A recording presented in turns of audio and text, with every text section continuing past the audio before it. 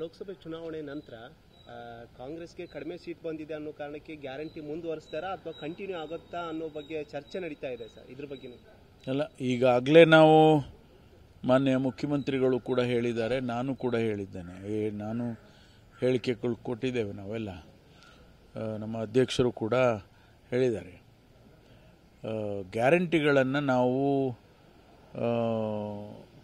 ರಾಜಕೀಯದ ದೃಷ್ಟಿಕೋನದಿಂದ ಮಾಡಿರ್ತಕ್ಕಂಥದ್ದಲ್ಲ. ಇರ್ಬೋದು, ಅದರಿಂದ ಒಂದಿಷ್ಟು ಲಾಭ ಆಗ್ಬೋದು, ಪಕ್ಷಕ್ಕೆ ಲಾಭ ಆಗ್ಬೋದು ಅಂತ ಹೇಳಿ ಅಂದ್ಕೊಂಡ್ರೂ ಕೂಡ ಮೂಲತಃ ಏನು ಬಡ ಜನರಿದ್ದಾರೆ, ಕಾರ್ಮಿಕ ವರ್ಗದವರು ಇರ್ಬೋದು ಅಥವಾ ಕೂಲಿ ಕೆಲಸ ಮಾಡ್ತಕ್ಕಂಥವ್ರು ಇರೋದು, ಅಗ್ರಿಕಲ್ಚರ್ ಲೇಬರರ್ಸು ಗ್ರಾಮೀಣ ಭಾಗದಲ್ಲಿ ಹೆಚ್ಚು ಜನ ಇರ್ತಕ್ಕಂಥವ್ರು, ಅವರಿಗೆಲ್ಲ ಒಂದಿಷ್ಟು ಆ ಬಡತನದ ರೇಖೆಯಿಂದ ಮೇಲೆ ಬರಬೇಕು ಅನ್ನುವಂಥ ಉದ್ದೇಶ. ಅದಕ್ಕಾಗಿ ಹಿಂದೆ ಕಾಂಗ್ರೆಸ್ ಪಕ್ಷದಲ್ಲಿ ಶ್ರೀಮತಿ ಇಂದಿರಾ ಗಾಂಧಿ ಅವರು ಇರುವಾಗ ಬಡತನ ನಿರ್ಮೂಲನೆಗೇನೆ ಗರೀಬಿ ಹಟಾವೋ ಕಾರ್ಯಕ್ರಮಗಳನ್ನು ತಂದಿದ್ರು. ಆ ಉದ್ದೇಶದಿಂದನೇ ನಾವೆಲ್ಲರೂ ಕೂಡ ಮಾನ್ಯ ಮುಖ್ಯಮಂತ್ರಿಗಳು ಸಿದ್ದರಾಮಯ್ಯನವರು ಮತ್ತು ನಮ್ಮ ಅಧ್ಯಕ್ಷರು ಶಿವಕುಮಾರ್ ಅವರು ನಾವೆಲ್ಲರೂ ಕೂತ್ಕೊಂಡು ಯೋಚನೆ ಮಾಡಿ ಈ ಬಡತನದ ರೇಖೆಯಿಂದ ಕೆಳಗಡೆ ಇರ್ತಕ್ಕಂಥ ಜನ ಹೆಚ್ಚು ಜನ ಆಗ್ತಾ ಇದ್ದಾರೆ. ಹಾಗಾಗಿ ಅವರಿಗೆ ಅನುಕೂಲ ಆಗಲಿ ಅಂತೇಳಿ ನಾವು ಈ ಕಾರ್ಯಕ್ರಮಗಳನ್ನು ಮಾಡಿದೋ. ನಾನು ಮ್ಯಾನಿಫೆಸ್ಟೋ ಪ್ರಣಾಳಿಕೆಯನ್ನು ಸಮಿತಿಯ ಅಧ್ಯಕ್ಷನಾಗಿ ನನ್ನನ್ನೇ ಮಾಡಿದರು.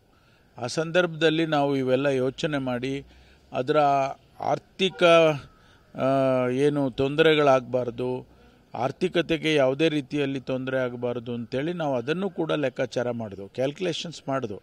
ಈ ಪ್ರೋಗ್ರಾಮ್ ಮಾಡಿದ್ರೆ ಎಷ್ಟು ಸಾವಿರ ಕೋಟಿ ನಮಗೆ ಬಡ್ಜೆಟ್ರಿ ಕಮಿಟ್ಮೆಂಟ್ ಬರುತ್ತೆ, ಇದನ್ನೆಲ್ಲ ಲೆಕ್ಕ ಹಾಕಿ ಮಾಡಿದೆವು. ನಮಗನ್ಸಿದ್ದು ಹೌದು, ನಾವು ಇದನ್ನು ಮ್ಯಾನೇಜ್ ಮಾಡ್ಬೋದು ಅಂತ ಹೇಳಿ ಮಾಡಿದ್ದೇವೆ. ಅದನ್ನು ನಾವು ಮುಂದುವರಿಸ್ತೇವೆ. ಹಿಂದೆ ಚುನಾವಣೆಗೆ ಮೊದಲೇ ಹೇಳಿದ್ದೇವೆ, ಈ ಚುನಾವಣೆ ಭಾಳ ಜನ ಭಾರತೀಯ ಜನತಾ ಪಾರ್ಟಿಯವರು ಇದನ್ನು ಹಬ್ಬಿಸಿದರು. ಚುನಾವಣೆ ಸಂದರ್ಭದಲ್ಲಿ ಲೋಕಸಭೆ ಚುನಾವಣೆಯ ನಂತರ ಎಲ್ಲ ತೆಗೆದುಬಿಡ್ತಾರೆ ಈ ಗ್ಯಾರಂಟಿಗಳನ್ನೆಲ್ಲ ಅಂತೇಳಿ ಹಬ್ಬಿಸಿದರು. ನಾವೆಲ್ಲ ಪ್ರಚಾರ ಮಾಡುವಂಥ ಸಂದರ್ಭದಲ್ಲಿ ನಾವು ಕ್ಲಾರಿಫಿಕೇಷನ್ ಥರ ಮಾಡಿದೋ.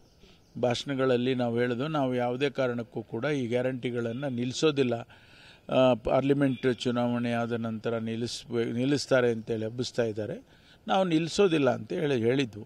ಅದನ್ನು ಈಗ ರಿಸಲ್ಟು ನಾವು ನಿರೀಕ್ಷೆ ಮಾಡಿದ ಮಟ್ಟಕ್ಕೆ ಬರಲಿಲ್ಲ.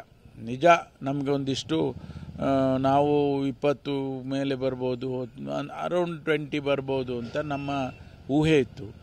ಆದರೆ ಅದು ಆಗಲಿಲ್ಲಲ್ಲ ಅನ್ನೋ ಕಾರಣಕ್ಕೆ ನಮಗೆ ನಿಲ್ಲಿಸ್ಬಿಡ್ತಾರೆ ಅಂತೇಳಿ ಈಗ ಹೊಸದಾಗಿ ಒಂದು ನೆರೇಟಿವ್ ಸೃಷ್ಟಿ ಮಾಡಿದ್ದಾರೆ. ಆದರೆ ಮುಖ್ಯಮಂತ್ರಿಗಳು ಕ್ಲಾರಿಫೈ ಮಾಡಿದ್ದಾರೆ, ನಾನು ಹೇಳಿದ್ದೇನೆ ಮತ್ತು ನಮ್ಮ ಅಧ್ಯಕ್ಷರು ಹೇಳಿದ್ದಾರೆ, ಗ್ಯಾರಂಟಿಗಳನ್ನು ಮುಂದುವರಿಸ್ತೇವೆ ಅಂತ ಹೇಳಿದ್ದೇವೆ.